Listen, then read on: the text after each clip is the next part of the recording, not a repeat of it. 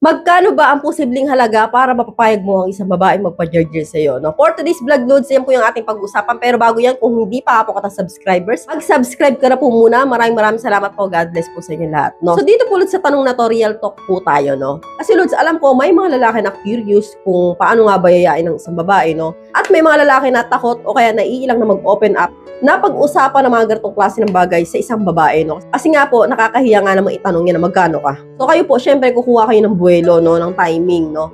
Para tanong ng isang babae. Syempre, lalong-lalo na kung hindi niyo po kakilala ang isang babae, no? Syempre, kunyari, ikaw lalaki, no? Gusto mong yayain yung babae na yan, gusto mong bigyan, di ba? Gusto mo siyang bigyan ng pamasko. And then, syempre, may kapalit yun, gusto mong ma-jurger, di ba?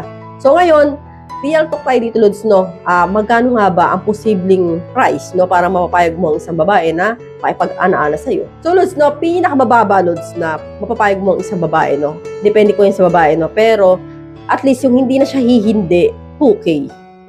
2K to 3K, ganyan. Ang babae, oo, kagad yan. No? Hindi ko yan hihindi.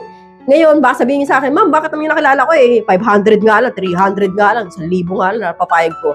So, good for you kasi napapayag mo sa ganun. Baka mababang uri yun, no? Ibig sabihin ko, Lods, no? Sila po yung mga tipong babae na baka trabaho talaga nila yan. Ngayon, kung hindi po nila trabaho yan, no? Yung talaga nga namang parang kailangan lang talaga ng pera, yung mga ganyan, no? At least 2K to 3K, papayag yan, no? At least 3K, pataas dapat. Para sure na talaga nga namang ang babae, hindi sa'yo, no? Pero Lods, may mga babae na medyo mataas ang standard, no? At least 5K pataas, no? Mga tipo na babae, Lods, na talagang hindi nila gawain yan, no? Parang napilitan na lang dahil sa mahigpit na pangangailangan, yung mga tipong ganyan, no? Baka naghihirap o baka may problema, mga ganyan. So, hindi po lahat, Lods, ng babae na nagpapaganyan, no? Nagpapabayad, gawain na nila yon, no? Meron napilitan lang. So, kaya po, Lods, at least 3K, no? Para hindi kayo mahindihan ng babae. Pero, syempre, pag nagpatagdag, alam nyo na yon, dagdagan ninyo. Kasi po, nababasa ko karamihan sa mga comment, no?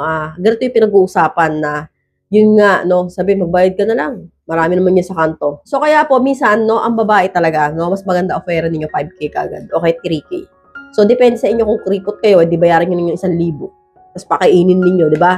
So, nasa inyo po yun. So, alam nyo na. So, hanggang dito na lang po tayo, mga Lods. I hope you learned something new in this video. More videos to come. So, stay connected and see you again to my next video. God bless. Bye-bye!